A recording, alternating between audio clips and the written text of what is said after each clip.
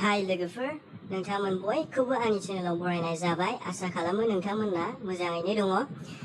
आरो नोंथांमोना आंनि चेनेलाव गोदान बावनानै चेनेलखौ साबस्क्राइब खालामदो आरो बे चेनेल साबस्क्राइबनि खाथियाव थानाय बेल आइकनखौबो थुनानै होदो जाहाथे नोंथांमोना गोदान गोदान भिडिअसखौ थाबैनो नुनो हायो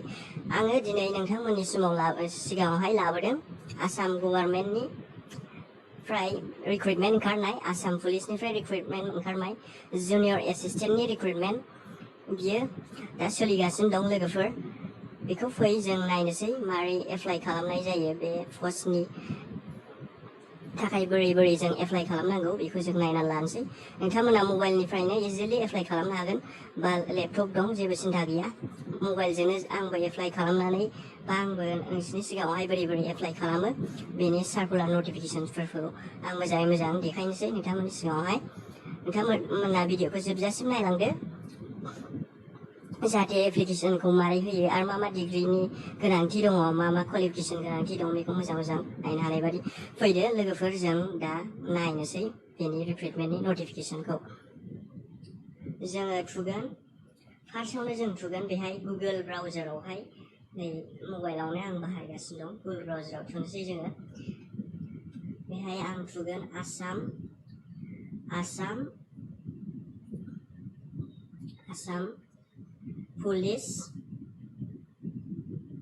पुलिस थुगोन ओमफ्राय रिक्रुइटमेन्टखौ थुगोन रिक्रुइटमेन्ट थुनानै 2020खौ होनसै आरो आङो बे 2020 इयार सोलिगासिनो नालाय थ' जोङो सार्च बटनाव थुनोसै एबार दा जों नैबेबादि नुबाय नै लोगोफोर नायदो नोंथांमोना नायनो हागोन गाहायाव दङ jobs.assam.in बिदि दङ freshers.live.in दङ ओमफ्राय दङ नैबेहाय आसाम केरियार दङ बिदिनो गुबुन जों नुनो मोनबाय दा जोङो नैबे गाहायाव जों थांनांगोन लोगोफोर नैबेहाय नैबे गाहायनि नैबे https://slprb.assam.in बे जाहैबाय बेनि फुल फर्मा जाहैबाय state level police recruitment board Assam बे जाहैबाय रिक्रुइटमेन्ट पुलिस डिपार्टमेन्टआव जत' रिक्रुइटमेन्ट ओंखारो आसामाव बेहायनो बे वेबसाइटआनो मेन वेबसाइट जाहैबाय लोगोफोर नोंथांमोना बे गोजौनि वेबसाइटफोरखौबो नुखाबाय बेहायबोथ' नटिफिकेसन फैदों जानो हागौ खिन्थु बे मेन वेबसाइटआ नैबेसो जागोन लोगोफोर SLPRB आसो जागोन state level police recruitment board of आसामासो दा बेहाय नै गाहायाव लिरनाय दंखायो माखासे recruitment of constables in Assam police in pursuance to advertisement जों दा बेखौ क्लिक खालामसै लोगोफोर जों बेहाय थुना नायनोसै जों बेहाय थुनाय लोगो लोगोनो जोंखौ वेलकाम खालामबाय welcome to SLPRB Assam recruitment board Assam बेखौ होबाय आसाम पुलिसनि बे thank you for visiting our newly updated website kindly click अके बे क्लिक अकेआव जों थुगोन क्लिक अकेआव थुनाय लोगो लोगो जों नुगोन नै बे मेन वेबसाइटखौ state level police recruitment board Assam Guwahati बेनि उनाव जों नुगोन नै रिक्रुइटमेन्टआनो गोजौआव दङ रिक्रुइटमेन्टनि निउसआनो गोजौआव रोखा जाफैनानै दं लोगोफोर नै नोंथांमोना नायनो हागोन ongoing recruitment update date for 2020 माने दा सोलिगासिनो दङहाय माने आपडेट जाना दङ बियो 4 तारिखआवनो ओंखारनाय दं मोनसे 4 तारिख मेआवनो 2020 आवहाय एडभार्टाइजमेन्ट नाम्बार SLRB REC बेखौथ' आं मिथिबाय दा बेनि डिसक्रिपसनखौ नायनो जों recruitment for 15 post of junior assistant in directorate of A PHQRS and 170 posts of junior assistant and post of stenographer grade 3 district header under district Assam Police बेहाय होनाय दं recruitment of 15 post 15 post junior assistant थाखाय director of Assam police हेडक्वार्टार्सआव जागोन बियो 15 पोस्टआ आरो junior एसिस्टेन्टनि थाखाय 19 था post of 170 postनि जागोन जुनियर एसिस्टेन्टआ 170 post जागोन एन्ड 19 post अफ स्टेन'ग्राफारना जागोन 19 था post जागोन आरो जुनियर एसिस्टेन्टआ जागोन 170 था बेहाय जोङो नै ग्रेड 3 नुदों डिस्ट्रिक्ट हेडार आन्डार Assam police advertisement online application portal will be live from बेखौथ' गाबोन 11 AM होनाय दङ फै जों एडभार्टाइजमेन्टखौ नायनानै लाखानोसै नैबे एडभार्टाइजमेन्टआव जों थुगोन नायनाय जों एडभार्टाइजमेन्ट थुनाय लोगो लोगो जों नुलायबाय नै डु इउ वान्ट टु डाउनलड बे डु इउ वान्ट टु डाउनलड होनायाव नोंथांमोना लोगोफ्रा थुनानै होनांगोन आरो फै जों बेखौ थुनोसै डाउनलडआव बेनि उनावनो जोङो सार्कुलारखौ नुनो मोनगोन आरो बिनि पस्टफोरनि आरो बिनि क्वालिफिकेसन मा बिदों होननाय फैबाय फर्मेटआवहाय फैबाय सार्कुलारा नुजाफैबाय लोगोफोर अफिस अफ द chairman state level police recruitment board Assam बेनिफ्राय एडभार्टाइजमेन्ट लायनाय दं recruitment of 15 posts of junior assistant in directorate of AP HQRS माने headquarters होननाय जायो and 170 posts of junior assistant and 19 posts of stenographer grade 3 district cadre under Assam Police दा बे गासैबो जबा grade 3 नि आन्दाराव जागोन 19टा post stenographer 170 आ जाहैबाय 170 आ जाहैबाय junior assistant नि 15 posts आ जाहैबाय बे headquarters आवनो junior assistant नि आरोखि applications are invited from eligible candidates for filling up to 15 posts of junior assistant in AP HQRS and 170 posts of junior assistant in district police cadre 170 posts private district आवहाय होनाय जादों district police नि थाखाय गोबां post दङ लोगोफोर आरो आसाम पुलिसआथ' मोजाङैनो मोनसे डिपार्टमेन्टखा मोजां डिपार्टमेन्टखा नोंथांमोना बयबो एप्लाइ खालामनो हागोन पस्टआबो गोबाङैनो दङ फैदो जों नायलांनोसै बेनि पे स्केला जाहैगोन 14,000 रुपिसनिफ्राय 49,000 सिम बेथ' गभर्नमेन्ट जब जाखाबाय जेबो सिन्था खालामनो नाङा बेनि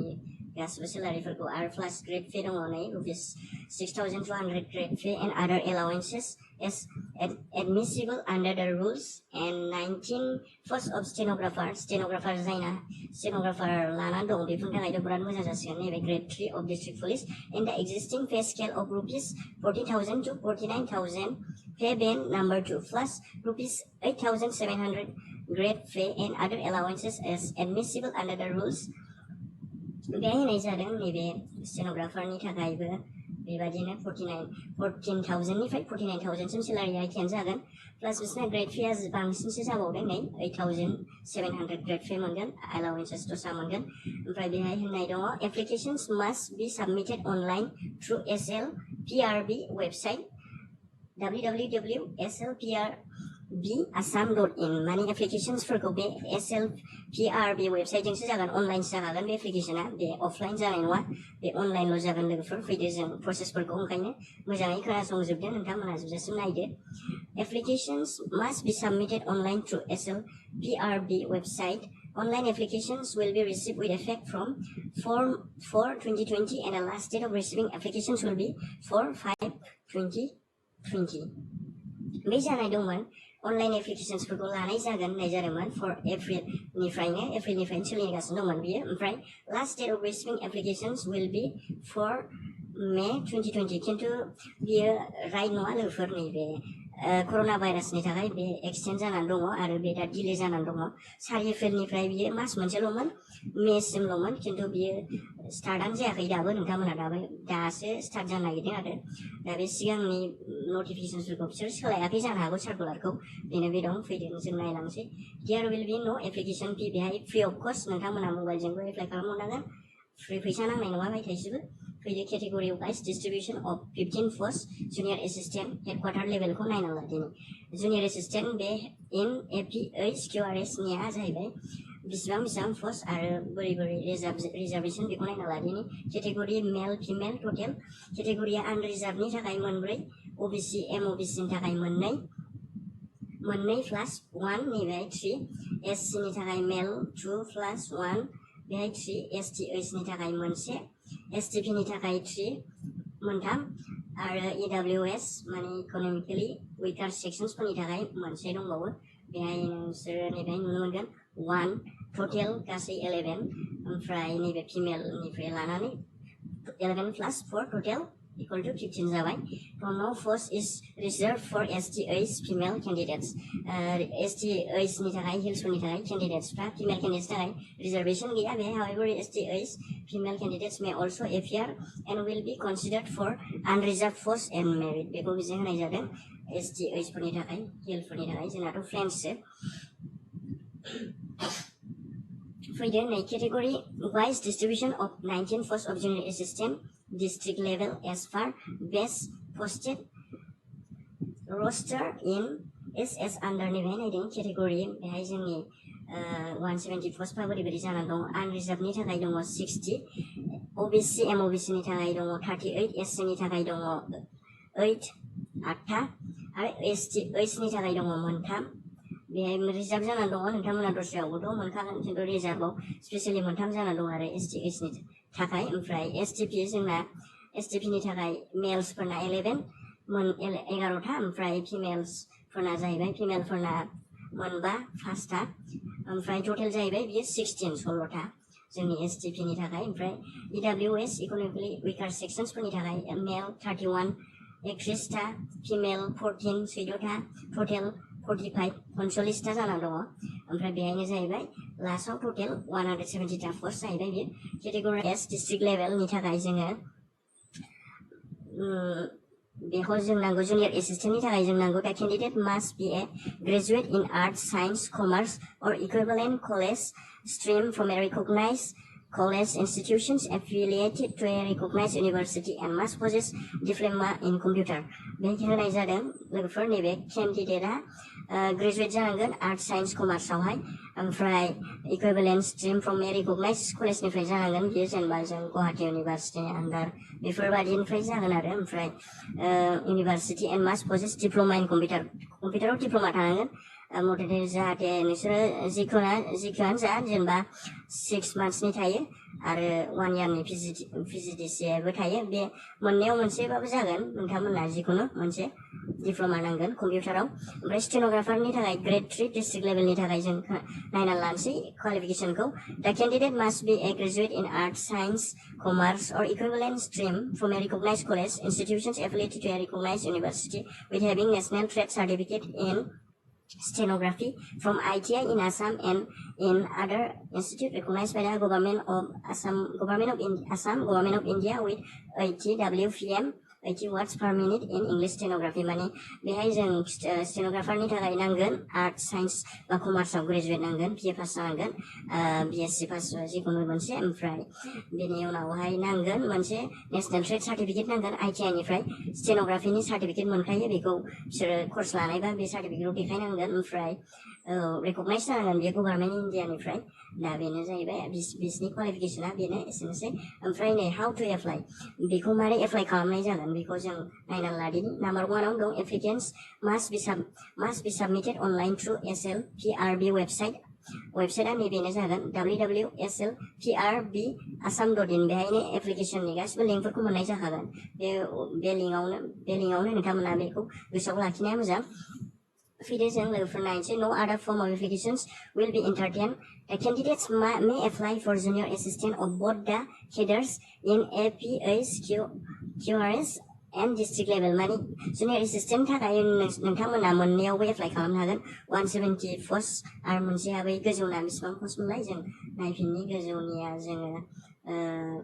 बेहाय जुनियर एसिस्टेन्ट मोनसे दंबावोमोन बियो 15थामोन टटेल बेहायबो मोननैयावबो एप्लाइ खालामनो हागोन 170आवबो ओमफ्राय बेहायबो एप्लाइ खालामनो हागोन ओमफ्राय further a candidate with diploma in computer and trade certificate in stenography as mentioned above may apply for all the posts माने डिप्ल'मा गोनां कम्पिउटार आरो ट्रेड सार्टिफिकेट गोनांफ्रा स्टेनोग्राफियाव गासैयावबो नोंथांमोना एप्लाइ खालामनो हागोन मोनथाम पोस्टआवबो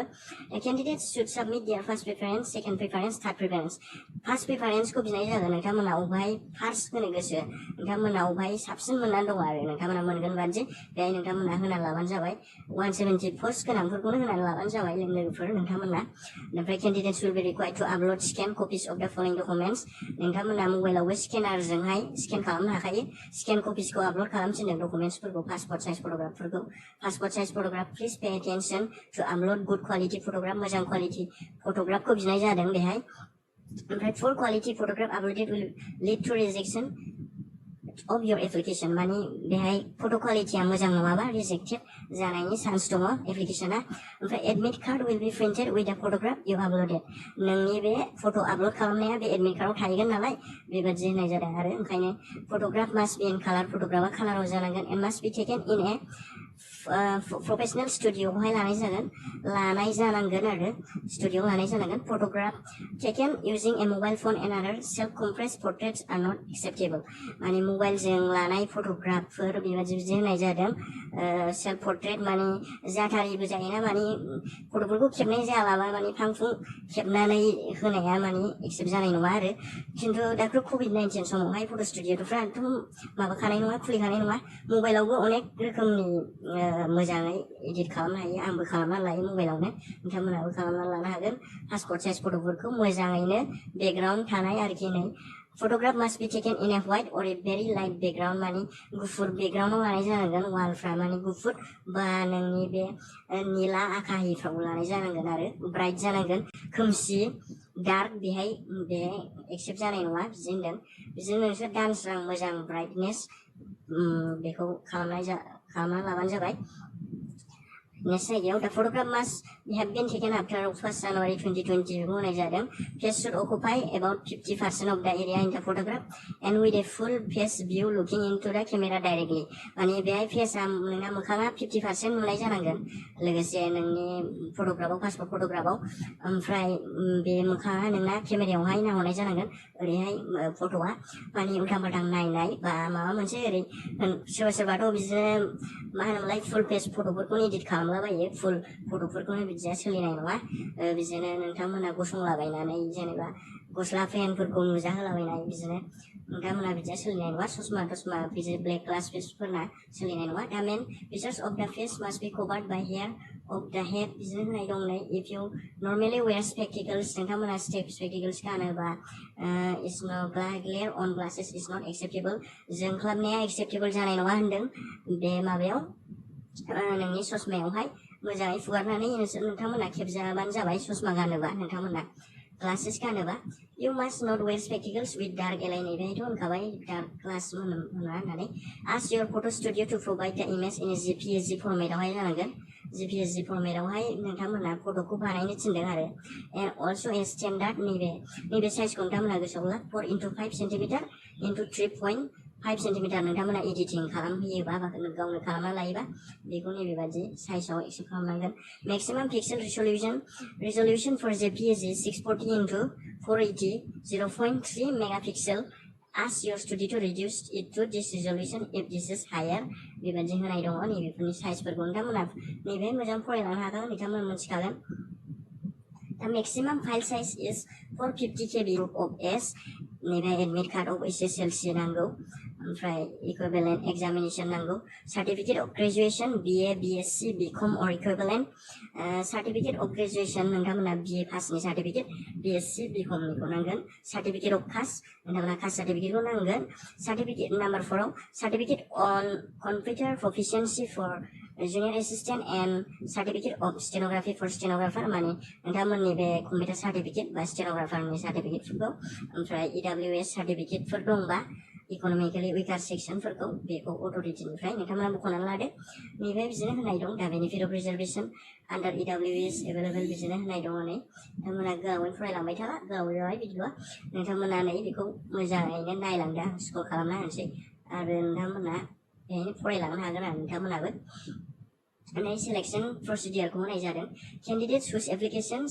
मारै सेलेक्ट जागोन बेखौ होनाय जादों बे candidates whose applications are found carried in all respects will be called for a written test जायफोरना गासिबो एप्लिकेशनफ्रा गासिबो बिथिङावनो गनायजायो बा गनायजाथाव बेफोरखौ written testआव लेंहरनाय जागोन which will be conducted in district headquarters range or any other convenient venues माने नोंथांमोननि निजेनि डिस्ट्रिक्टआव हेडक्वार्टार्सफ्राव लेंहरनाय जागोन आरो डिस्ट्रिक्टआवनो जागोन बेनि टेस्टफ्रा नोंथांमोना क्वालिफाइ जाबा ओमफ्राय on venue depending upon the number of candidates नि हिसाबै लेंहरनाय जागोन the candidates will have to appear for the written test in the venue mentioned in his her call letterआव जायगायावहाय नोंथांमोनखौ लेंहरनाय जागोन बेहायनो जागोन written testआ लिरनाय दं नै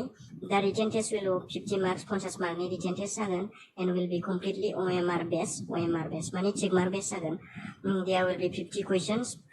and each will be of 1 mark मोनसे मार्कनि 1 मार्कनि बेहाय 50टा कुइसन थागोन ओमफ्राय there will be negative marking बो दङ the questions will be set in 4 parts logic reasoning aptitude matters relating to history and culture of Assam and India comprehension and general knowledge candidates will use black pen and the OMR based answer sheet बेहाय होनाय जादों black pen बाहायनांगोन duration of the test will be up to 2 hours 2 घन्टानि exam जागोन बिदिनो टेस्टफोरा जागोन junior एसिस्टेन्टफोरनि थाखाय बे कम्पिउटार सार्टिफिकेट बिदोंना जुनियर एसिस्टेन्टआव बेफोरनि थाखाय जागोन लोगोफोर जायावहाय बे सार्टिफिकेटखौ बिनाय जादों नैबे स्टेन'ग्राफारावबो बिनाय जादों दा बेखौ जों नायलांबावनि 9था पेजसिम दङ बिराद गोलाव बियो नोंथांमोना वेबसाइटआव थांनानै नोंथांमोना डाउनलड खालामदो बेखौ biometric of candidates and scrutiny of documents होननाय जाहैदों biometrics of vacancies taken at the time of written test will be validated and matched नोंथांमोननि बे बाय'मेट्रिक्सफोरखौ नोंथांमोना एग्जाम टाइमावबो नोंथांमोना बिदिनो स्टाम्प इमप्रेसन माबा माबि होनांगोन बेखौ नायगोन फाइनाल सेलेक्सना जागोन नै नोंथांमोना नायनो हागोन जागोन written test practical test for junior assistant and written test practical test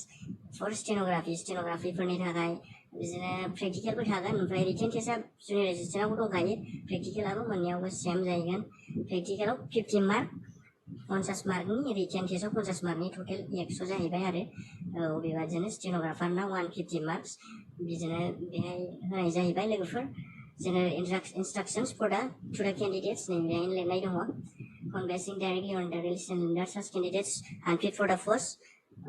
the admissible to the candidates on a journey stage of recruitment first the list selection